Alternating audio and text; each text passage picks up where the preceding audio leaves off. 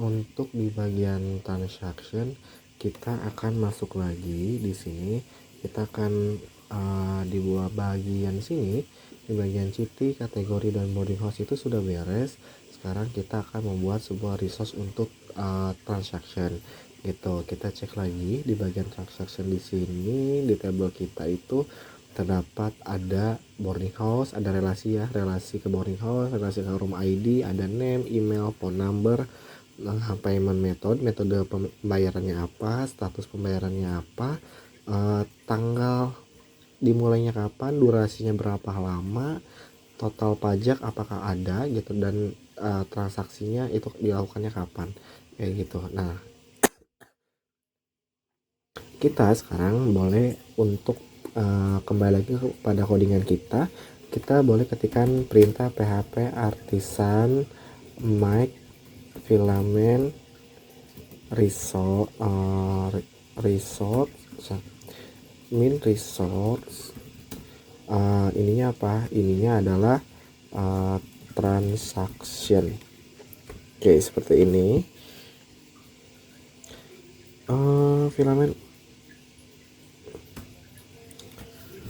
Oke, sudah terbuat. Di sini ada transaction ya, resource-nya.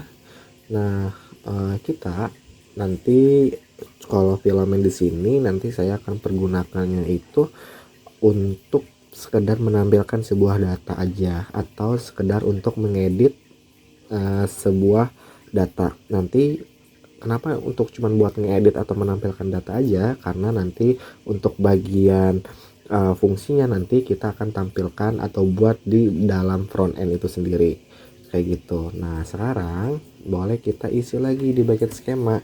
Dalam skema ini kita lihat pertama itu, ini kita zoom, ada kode, berarti from garis miring components garis miring, kita akan menggunakan text input di sini my, isiannya adalah kode.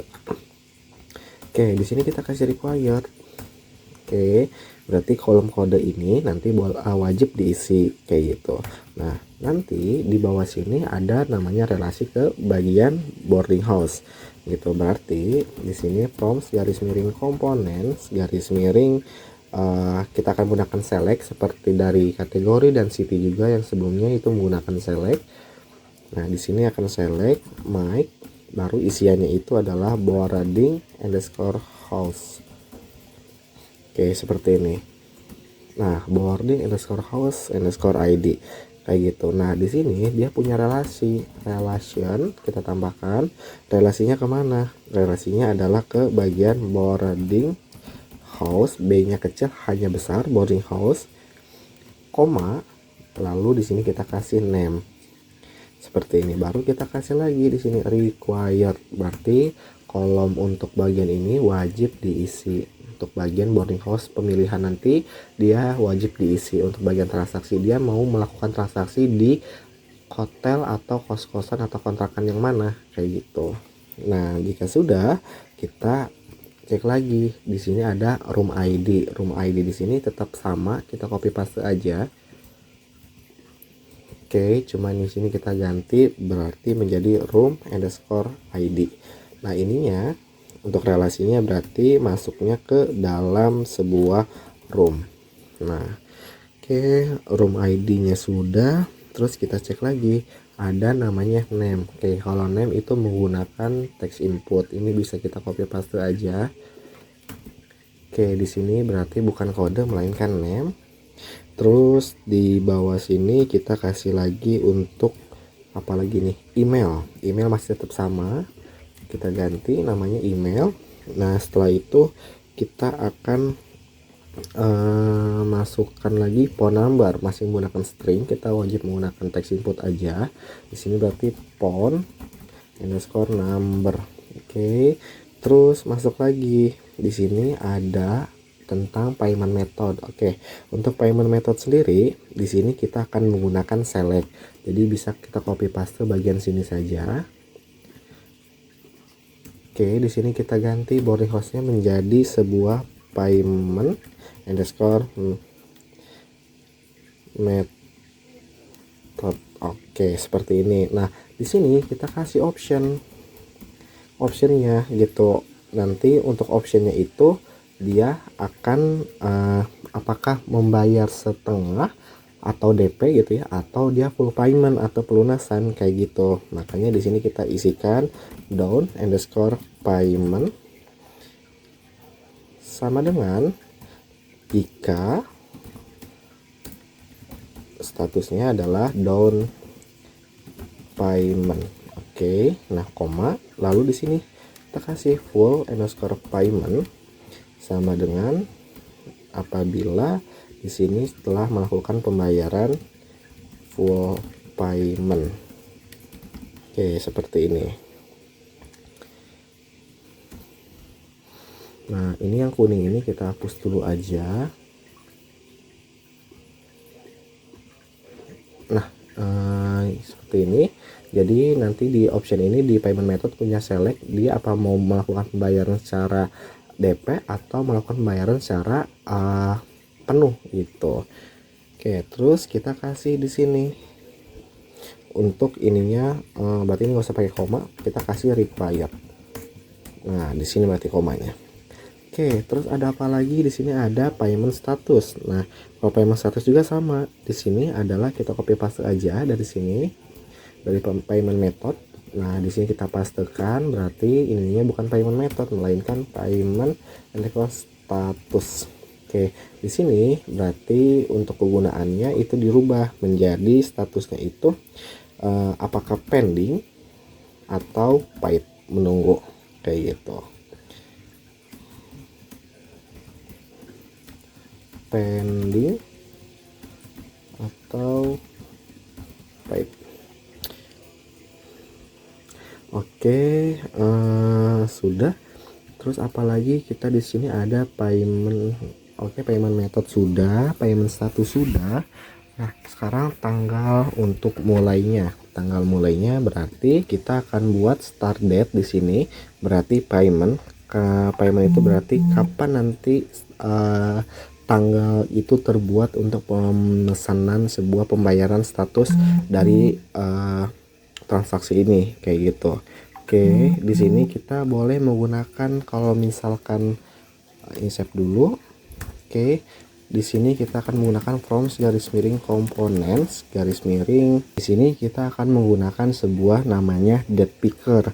Date picker ini fungsinya untuk ketika kalian memilih sebuah tanggal, bulan, tahun, dia tidak perlu masukkan secara manual lagi, tapi melainkan nanti sudah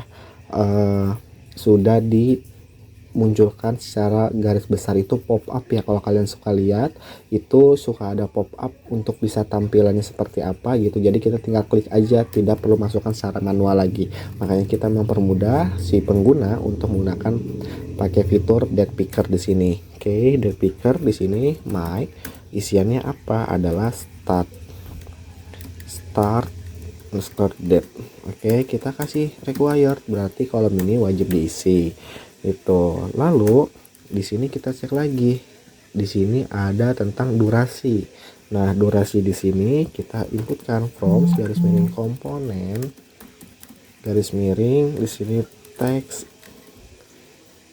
input double mic, lalu di sini kita kasih duration. Oke, seperti ini. Nah, karena ini berhubung durasi berarti berupa angka, kita kasih keterangan di sini menggunakan numeric, lalu kita kasih required. Oke, seperti ini. Terus kita cek lagi, ada namanya itu mana enggak? Ini enggak ke bawah ya. Salah. Ini harusnya ada ke bawah lagi di sini ya. Harusnya itu ada namanya itu tentang sebuah total amount. Di sini ada total amount. Oke, di sini kita kena from garis miring components garis miring, di sini text input. Di sini kita ada total amount. Total amount itu berarti kita akan menggunakan from garis miring components garis miring, kita akan menggunakan sebuah text input. Text input di sini berarti mic. Di Di sini isiannya itu total underscore amount gitu. Nah, di sini karena ini berupa pajak ya, total keseluruhan juga gitu, maka kita akan menambah numerik di sini kondisinya. Terus di sini prefix kita akan menggunakan IDR. Lalu di sini ada required. Oke, seperti ini. Nah, terakhir di sini ada transaction date. Kalau kalian kelihatan di sini ada transaction date di paling bawah sini, kita akan tambahkan transaction date itu tetap menggunakan sebuah date picker. Kita copy aja bagian sini yang start date ini.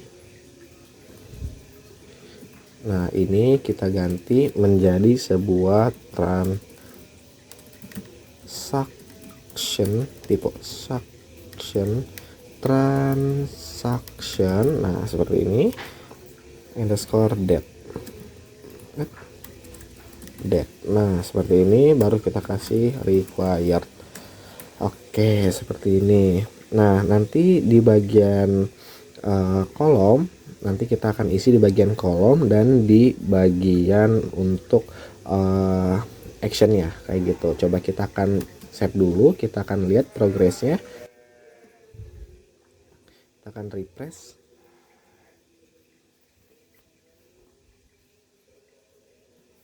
Oke, di sini belum muncul untuk bagian ininya, transactionnya. Berarti kalau belum muncul, kita boleh ketikkan perintah php artisan optimize. Oke, terus kita aktifkan juga php artisan filament optimize. Nah, biar tidak terlalu lemot filamennya kayak gitu, karena kan kita semakin kompleks pemrograman kita, website kita menggunakan filamen semakin berat gitu. Jadi biar tidak berat, kita boleh aktifkan php artisan optimize dan filament optimize. Coba kita refresh. Sudah ada ya di bagian sini. Nah, transaksinya sudah ada di bagian sini. Coba kita akan cek isiannya.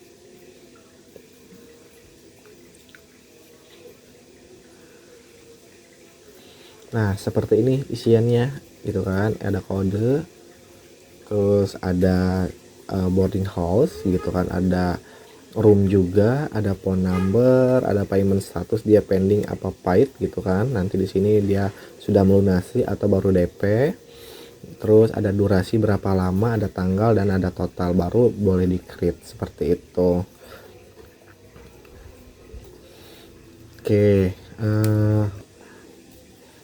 Oke, karena boarding house kita masih kosong juga ya. Oke, untuk menampilkan semuanya itu boleh kita lanjut untuk bagian di sini di column.